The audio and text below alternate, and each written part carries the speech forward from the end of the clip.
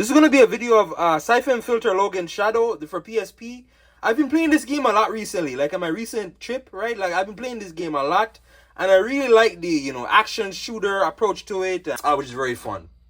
So yeah, so a Syphon Filter, I'm not very familiar like with this franchise. I don't know much about it.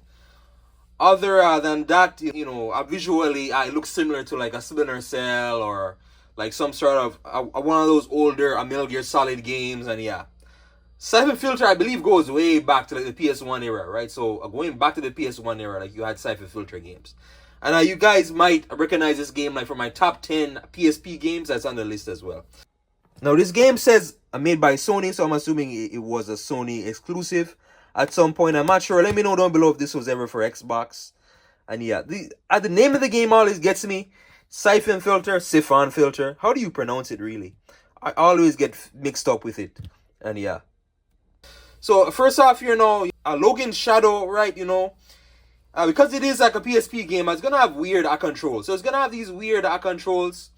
For example, you got to press the square, triangle, circle buttons to move the camera. So the camera movement relative to the player movement is kind of weird, right? And yeah.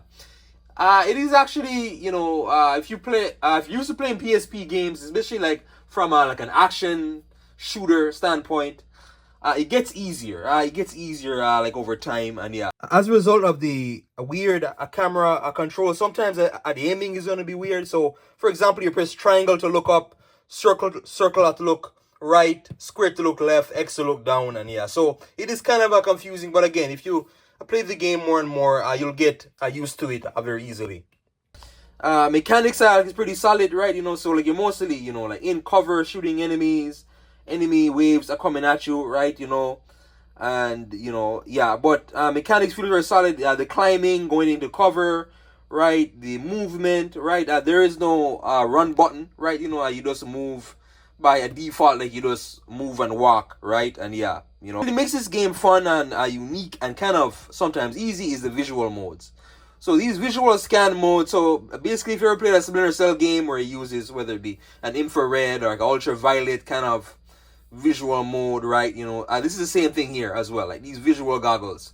So basically, I can't remember what it's called, like RSVS vision, right? Which gives you basically you are able to detect enemies, right? Through let's say barriers, right? Smoke areas, and yeah. So you can literally detect heat, a heat sensor, so you can detect enemies, right? Wherever they are, and yeah, it is a small screen. Again, the PSP is a small screen, so sometimes if you're not used to it, this really helps out. This really helped me out. I kind of makes the game easy at times, right? Because you can see the enemies through walls where they're coming from, and yeah. There's the other mode as well. There's like this kind of like red. It puts the screen like in red, but literally it highlights objective markers. So the main area. So like, for example, like objective clues, right? So let's say if there's a certain generator, there's a part like in the game where you gotta stop this generator, right, on this boat, right? Stop the generator, right, for you to be able to move on to the next objective, and yeah. So this visual mode basically highlights it, and yeah, some of the sometimes though it's not clear what are you supposed to do, right? It's not really clear, and some of the controls are very tight, but still through this scan mode, it makes it easier. There's also night vision mode as well. So seeing through dark, there's a lot of dark areas, right? So yeah, the visual scan modes, right? There's also weapons. So the weapons, right? You have your basic weapons: pistols, assault rifles, shotguns, sub machine guns, sniper rifles, and yeah, you also have like I believe every weapon has a different fire mode, right? So whether it be fully automatic, semi-automatic, right, one-shot burst, etc. And yeah, so for example, like there's one mission like a weird mission where you have no rocket launcher. You gotta take out like a tank, this tank turret, and but you gotta use like a sniper rifle explosive bolt to take out this turret. It is a little weird, right? But yeah, there is that.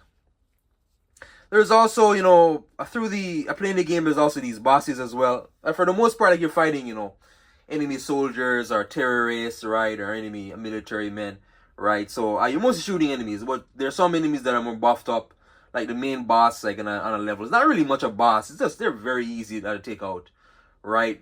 But like I said this like before in many other games I talked about, you can die very easily in this game, and you got the main health and the main armor. Once those are out, you're dead basically. But basically, you'll have these bosses at the end of each stage. There's like a main boss. It's like the main enemy like for that mission. Then so on, right? There's the main boss that can be like like an armored enemy coming at you, or it could be like some sort of helicopter. And yeah, the sequences are very easy, right? Sometimes you're with a companion, it gets very easy. You advance like when the way is clear, or you take fire like when a target is near, etc. And yeah, it is very easy, very straightforward. And yeah, I always use the scan modes to help out, right?